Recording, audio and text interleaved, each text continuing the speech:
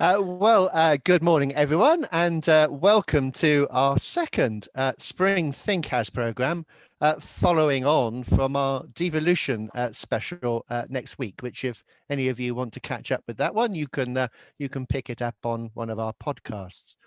It's fair to say that when we started running our Think House seminars last year, that was our first fully online program, and I think we thought it was only going to be a temporary measure, but this is now looking as if we very much turned this into a habit. So I hope this format is working for you.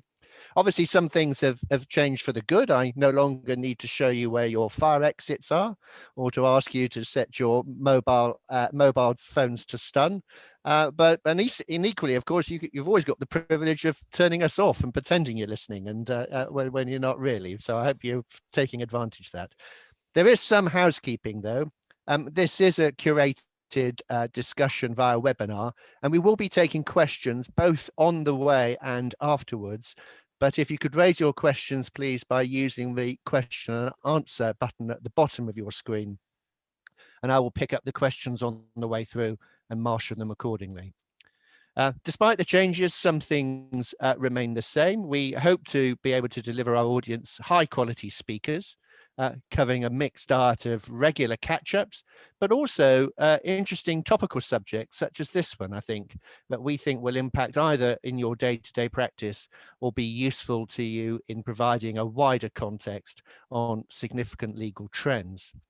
So today's topic is Freeports. And in February last year, 2020, the government announced its desire to create, or perhaps recreate, because we did have them until very recently, Freeports, and has launched a consultation process. It's hoping that the Freeports agenda will form a crucial part of the UK government's now widely known levelling up agenda. And of course, with COVID, also a significant part of the economic restructuring as we come out of the crisis. And if you remember, the levelling up agenda was a big part of the Conservative manifesto. And so there's a lot of sort of political will and spirit behind the Freeports initiative. Following the consultation, bidding for Freeports has already opened. It opened in the middle of November last year, and we're expecting there to be a substantial number of interested areas. I think the number is around 10. In addition, details around the bidding for the rest of the parts of the Union are already eagerly anticipated, and Scotland has already come first out the traps with the announcement of a green port strategy only last week, and we expect that to be forming part of a UK-wide programme. That said, despite the political will, the government has largely left the precise nature of how UK freeports will look to be shaped by the bidders themselves. However, it has also provided some useful insights into what their objectives are and how the likely structures might work, and we will be looking at some of those aspects today. I'm delighted to introduce to you today Bernardine Adkins from our EU Trade and Competition team. You will recognise her as a regular Think House presenter, but we now genuflect when we talk to Bernardine because she's done so many BBC and CNN comments on Brexit that she's becoming a bit of a sort of celebrity star in our firm. And then joining Bernardine is Jonathan Brufal from our projects team, who has the dubious privilege of actually having worked on at least 2 Freeports in the last couple of years, one in Potty Ports in Georgia and the other free zone in Kigali in Zaire, is it? No, Rwanda. That's right, Rwanda. There was a time when wherever Jonathan went to work on a project, that was the last place he wanted to book a holiday, because he was in Tahrir Square when the riots kicked off, Nairobi when the shootings happened, and as I say, Kigali is not necessarily an easy place. And I think you at some point stopped off in Kabul as well. But so always ask where Jonathan's off to before you go anywhere. So if I can start with you, Jonathan, can you tell us a bit about what is a free port? What are they intended to achieve? And what examples can you give, either locally or internationally? Yeah, no, thank you, Michael, and good morning, everyone. I'm based in our Dubai office, which in itself is a free zone, speaking to you from the Dubai International Financial Centre, which is a free zone for financial services and professional services. And indeed, Dubai is probably one of the exemplars of free ports and free zones across the world. But taking your first part of your question, Michael, what is a free zone? There is no sort of agreed definition, but I think it's clear that the UK government is looking to go beyond the traditional characteristics of a free port. And traditionally, free ports are zones within a country's geographic borders, which are outside of the country's customs borders. They're designed to reduce administrative burdens for companies operating in them and provide relief from custom duties and to give certain tax incentives. Historically, they were seen to benefit the manufacturing sector, but also providers of secure storage. So looking at manufacturing first, the advantage they give to manufacturers is they allow companies to import intermediate goods into the free port, avoiding higher tariffs, custom duties and admin.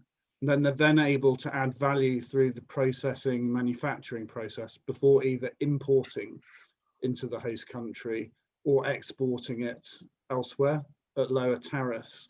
And a good example of that, I think, is the use of free ports in the US in the car manufacturing industry, where the tariffs on component parts was much higher than on finished goods. So the free ports were used for car assembly before the import of the finished product into the US. As I said, the other traditional use of free ports was around secure storage. And so goods could be stored in a free port for later importation into the country or export elsewhere. And the reduced administrative burdens on those was a key attraction.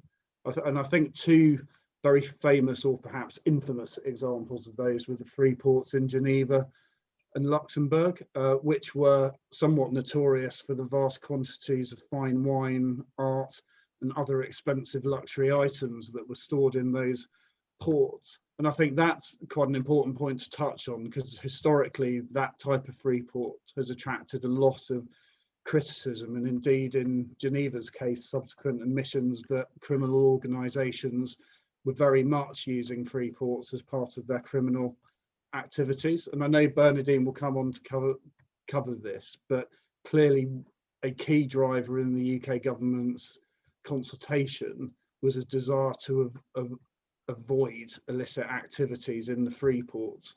But I think that has been mitigated by the fact that the type of free ports we're expecting to come to market are really all about local regeneration and the levelling up agenda and increasing the economic benefits to local regions. Thank you, Jonathan. So perhaps we can pick that up with you, Bernardine. From a trades and customs perspective, are free ports all they're cracked up to be, do you think? Well, as ever with this whole area, it does very much depend. And it depends upon the configuration of tariffs that are going to apply to this product, because it's easy to conflate free ports with special enterprise areas, but free ports really is about the lifting of tariffs and also the easement of customs and paperwork. So a free port becomes really interesting where there is an inversion between you have a high tariff put on an intermediate product or a component and a relatively lower tariff on the finished product. And it's called an inverted tariff structure. And so the question is, well, does this happen in the UK? And as you know, now having left the common commercial tariff, as it's called, the EU tariff, we've got our UK global tariff, and Sussex University has carried out an analysis and said, do we have that inverted tariff structure? And it's come to the conclusion, well, we don't really. So many of component products which will come into the EU are actually zero tariff. Something like 60% are going to be zero tariffed. And sort of Rice Smile, it basically identified dog food and cat food as the area where there'd be the most interest in terms of tariffs. So, so on the one hand, you can point to, say, for example, America, where they do have, a history of free tariff zones. And they say that the increment in income, 50% is because of this inverted tariff situation.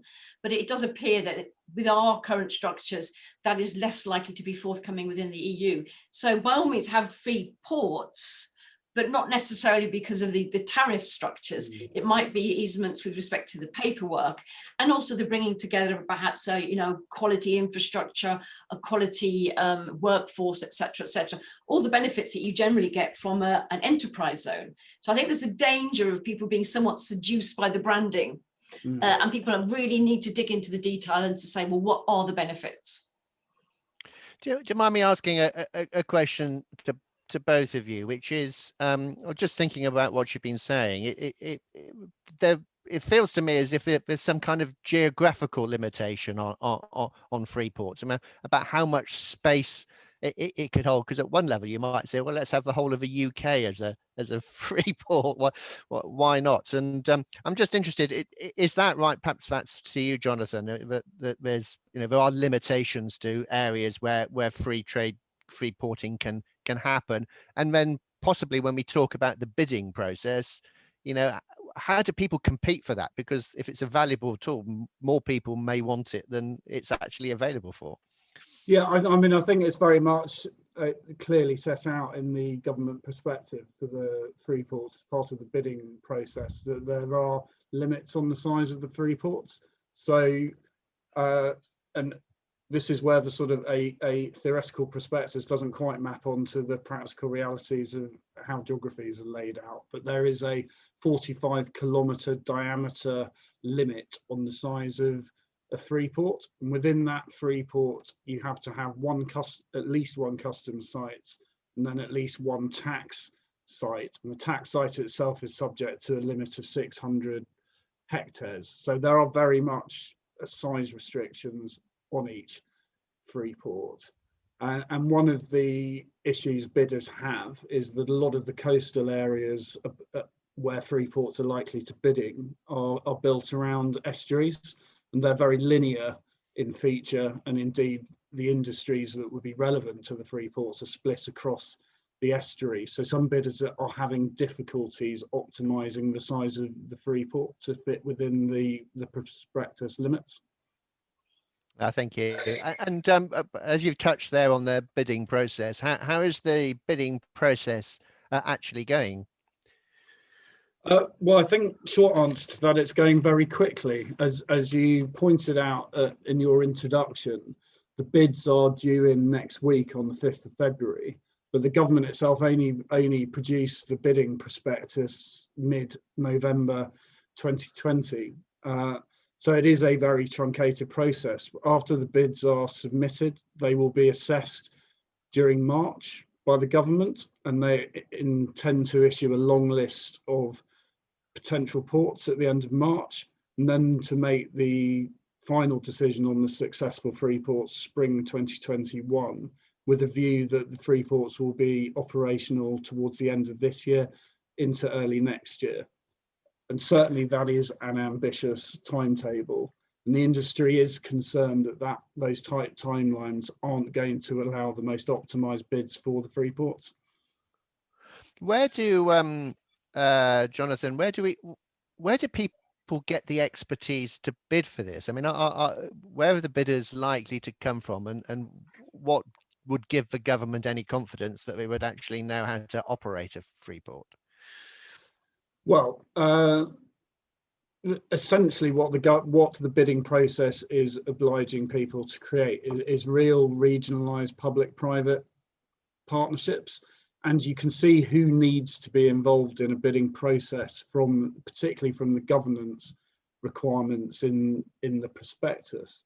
So governance is a really important feature of free ports, and in fact it's part of the success of a free port is having the ability to develop a governance structure that is suitable to the free port and the type of industry that is within the free port. But at a minimum, in a free port, you have to have a suitable operator of the customs site. So that will really be your port operator. And obviously the free port programme isn't just about seaports, it can be about airports, rail and inland transport. but you do have to have a customs operator. You have to involve local enterprise partnerships on the governance structure. The local MEP has to be involved. You will want the private sector companies who will establish themselves in the free zone to be part of the bid. And also, and I think it's quite important, there's a real feature on skills, on upskilling in the free zones, but also on innovation. So there's a real expectation that universities and catapult centres will be involved in the consortia bidding the free ports, and the government has really focused on that skills improvement and innovation as a key principle and objective of the free ports programme. And do we think, sorry, again, sticking with you, Jonathan, if I may, do we think that the prior free ports, the Liverpools and Southamptons of this world, 2012, we were free ports up until about 2012, I think. Do you think they'll go back in, or do you think they've got an advantage, or just have things moved on since then? Is it a new paradigm?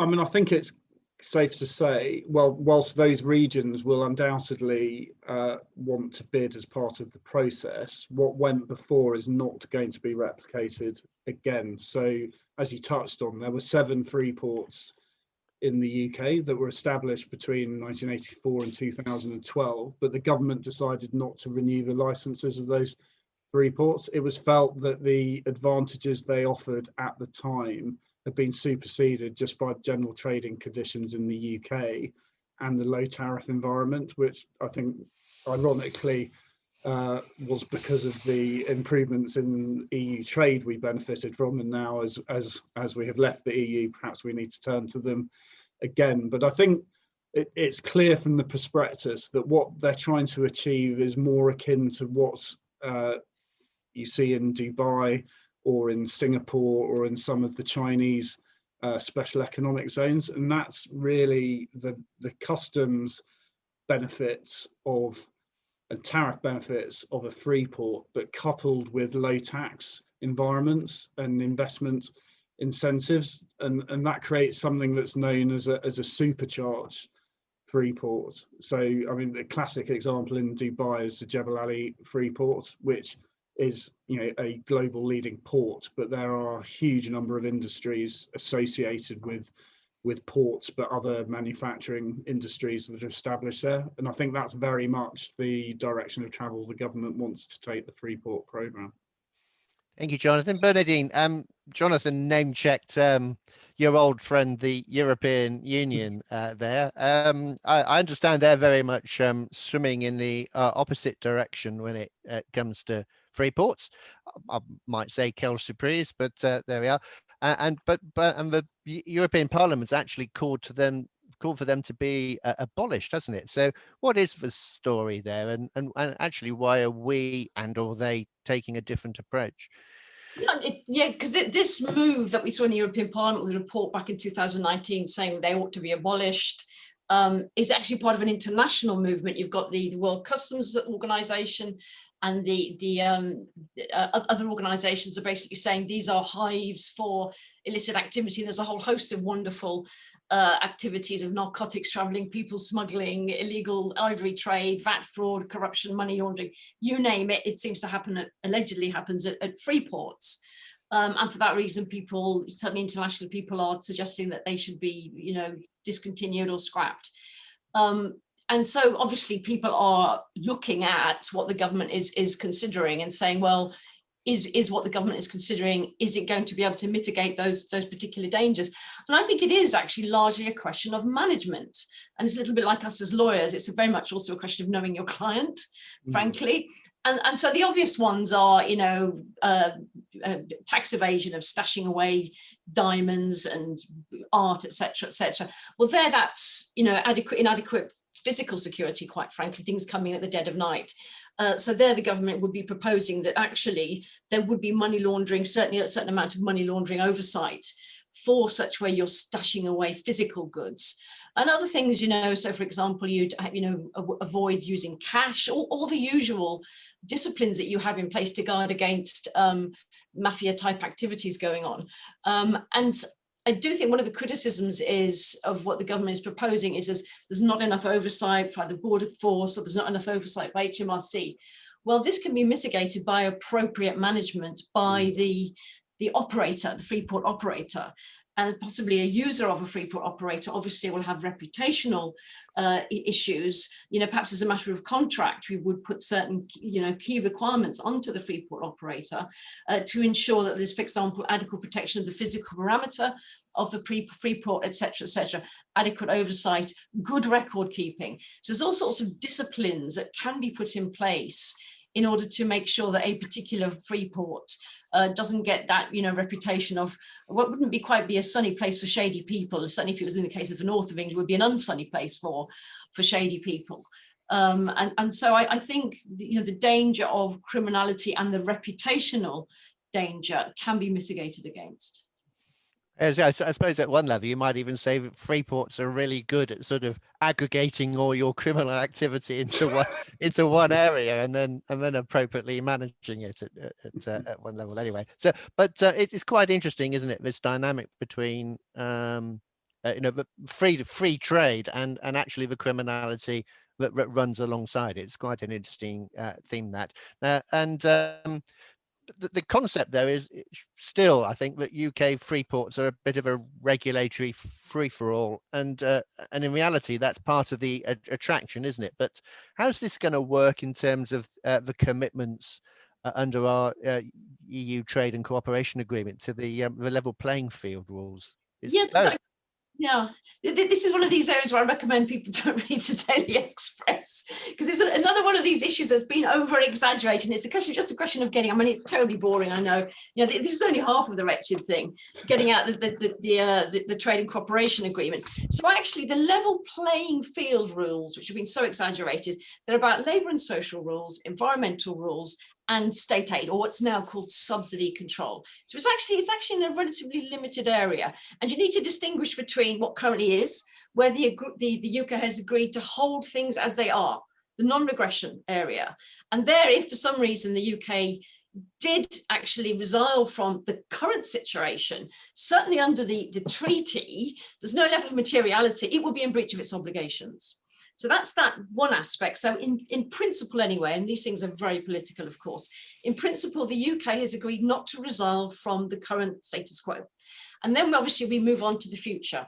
And so should the UK decide within these particular areas to sink the labour standards for some reason, or the environmental standards, then both the EU and indeed the UK could do, if the EU went the other direction as well, can do what is called a rebalancing exercise. And there's an incredibly tortuous dispute resolution mechanism under the treaty, which would enable either side to very quickly, quite frankly, put in place proportionate limited rebalancing mechanisms to compensate for what needs to be a material distortion of trade and investment as between the EU and the UK. So I think, actually, yes, as lawyers, we can talk as to how it would work. This is very much, I think, going to be a political question as to whether this is going to be an issue or not. And so, but we may find that actually the UK doesn't want to tank labour standards. In fact, if anything, it wants to encourage good quality people into these Freeport areas. As Jonathan said, it's about encouragement of innovation. And also, don't forget, as the UK is still in the Horizon programme, which is about R&D. So actually, we may actually want to not encourage distortions of trade, but actually to encourage collaboration with the EU. So yes, in principle, we need to take care around the level playing field rules, but I think it can be exaggerated as to how far the EU could do something. But ultimately, in terms of a timeline, after 4 years, the EU can relook at this and have and say, actually, is this working overall? So I think it won't necessarily be a big bang as to what the UK is doing, especially with Freeports. I think it's going to be death of 1,000 cuts. So after 4 years, we're going to look and say, okay, what is happening? Are we seeing a distortion of trade and investment beyond what we would otherwise have expected? So it's a spot to watch. Yeah, thank you, Bernardine. I mean, can I just take a bit of that back to Jonathan. We seem to be worried about the political cross-border implications as to whether we're tilting the table to the west rather than to the east. However, my understanding from your introduction and some of the things you're saying is that actually putting ourselves in a better competitive position vis-a-vis our neighbours is actually a small part of the equation, and you've, I think, rightly focused in on the levelling up agenda, that political issue being the more important one. Do you think that's a fair assessment, and are Freeports going to drive that kind of levelling up? I mean, I definitely think that is the sort of overriding objective of the government here. I mean, they've announced 3 objectives for the Freeports. It's clear that the first one is it wants them to become national hubs for global trade and investment across the UK. The second is promoting regeneration and job creation, and the third is about innovation. And all those very much go into the creating clusters of industrial sectors to improve those sectors. And it's not about the sort of customs type regimes of old free ports. It's about giving industries and local areas tax incentives to develop industry clusters within the free ports. So I think a good example of that, and one the government's talked about quite a bit, is certainly in the northeast of England, is creating free ports that are very much focused around the offshore wind industry and attracting, manufacturers, developers of offshore wind farms, be that UK wind farms in the North Sea or indeed off the mainland Europe, as real sort of innovation, R&D and manufacturing hubs for that sector. And I think that really is the focus, rather than historic free ports and the customs benefits that are received there. Thank you. So here's the UK government giving financial incentives and breaks to local businesses or local industries. Or so, what about state aid then, Bernardine? Don't we start running into state aid issues? Could investors get into trouble there? Absolutely, that I would say is a big warning to people. It's like, look behind you on this, because on the one hand we can say, well, hang on, we've left the EU, we have got rid of the EU state aid rules, and it was on the statute book that we would actually repatriate or at least domesticate the EU state aid rules. And very quietly back in September, the government withdrew that statutory instrument that was to do that. And I thought it was the equivalent of the killing of the Romanovs. Maybe I'm too much of a computational geek. They very quietly did that, and it's like there's no going back. But people, please don't crack open the champagne and say, that's it, we're free of the EU state aid rules. Because certainly under the TCA, and I think the UK did very well to negotiate this, there's a very, very loose commitment to principles. But that's dangerous if we're going to say, oh, that's great, we're going to get a really, really, really loose system, and the government can give whatever bungs of cash towards industry as possible. That's a really dangerous thing to be thinking, because what is expressed in the TCA is very much derived from the WTO principles, which also find themselves expressed in the EU principles.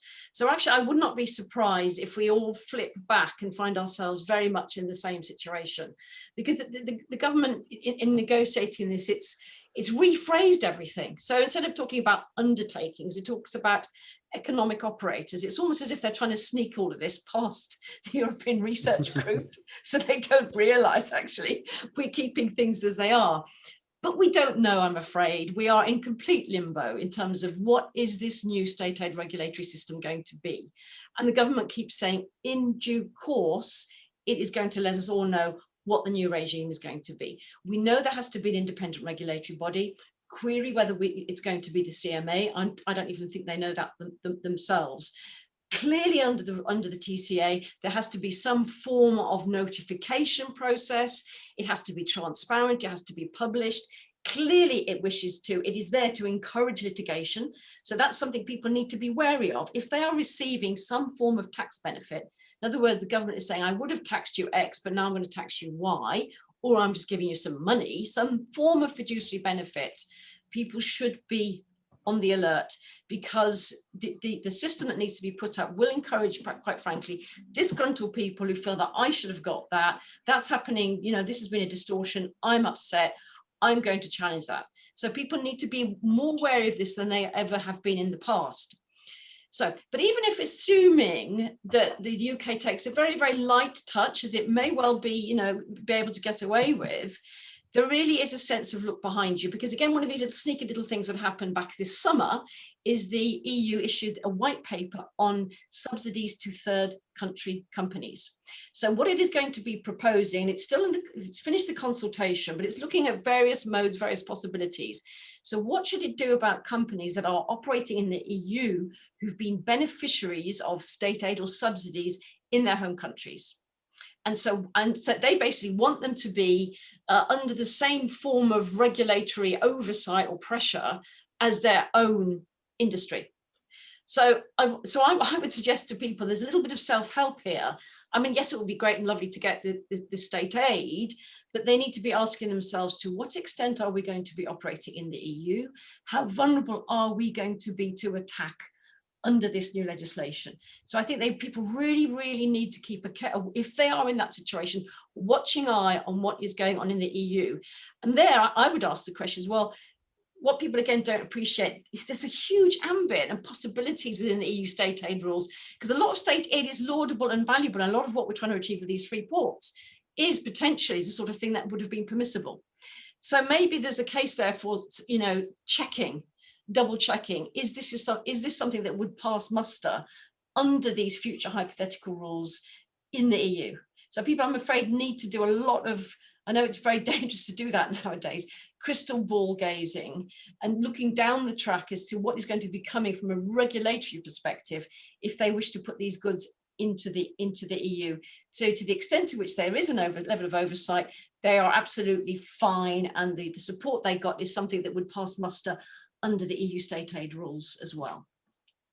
That's quite a long explanation, but that's no, for what will no doubt be quite a knotty problem. I was thinking of Jonathan's example of a wind farm hub up in Scotland somewhere, and if you're a part of the European wind farm manufacturing industry or developer industry, you'd be quite bothered about all of that being done a bit cheaper up in Scotland than here, wouldn't you? So absolutely. But what I'm thinking is there's a certain irony. I would not be surprised if a lot of these investments and also the regulations that are being put in place, I would not be surprised if at all they are more subject to more scrutiny over in the EU than we find they are subject to scrutiny in the UK. And already we've got the European Parliament making noises about carbon pricing in the UK post-Brexit. This is one of those ironies, because people are very, very conscious in the EU of the UK as a competitor, which is, that's fine, but an unfair competitor. So I think we're going to see an enhanced level of scrutiny, and we need to be aware of that, cognizant of that, and just to quite frankly manage that risk. Yeah, thank you. To the audience, I'm on my last formal question. Just a reminder that if you want to ask any questions of Jonathan or Bernardine, please use the Q&A button at the bottom of your screen. So, Jonathan, this is something that the government clearly wants to do. I think it's got a clear idea of what it wants it to achieve. But overall, with your experience, having seen these zones around the world and indeed living in one, do you think the UK government's plans are ambitious enough, or are there some sort of special treats out there that you think we ought to be thinking about and adopting here? No, I mean, my personal view is I think it's an ambitious programme. I would say, and I would say this to the companies I speak to about the programme who are potentially bidding on this. Some of the ambition is not carried through in the detail of the prospectus, so there is a lot to be developed and to be agreed, and it will very much depend on the government's attitude to its discussion with its long-listed bidders as to how it develops the free ports. but the direction of travel is very much in creating regional industry zones within the Freeport. So I think that shows the ambition, and there's a desire to get on with it. But I think perversely, the desire to get on with it might unwittingly hamper some of the ambition of the programme. Certainly bidders, have only been given since mid-November to submit their initial bids by next week.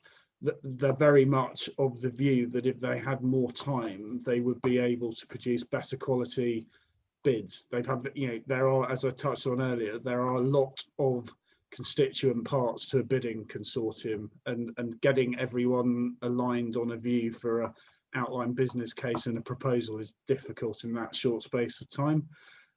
So not only do bidders feel they would have benefited from more time from discussions within their bidding consortium, they also feel that the programme would have benefited from more collaboration between different bidders in different locations, such that you can sort of develop sort of cross Freeport specialisms, and taking into account regional differences and where industries are located. So that's been a frustration to bidders.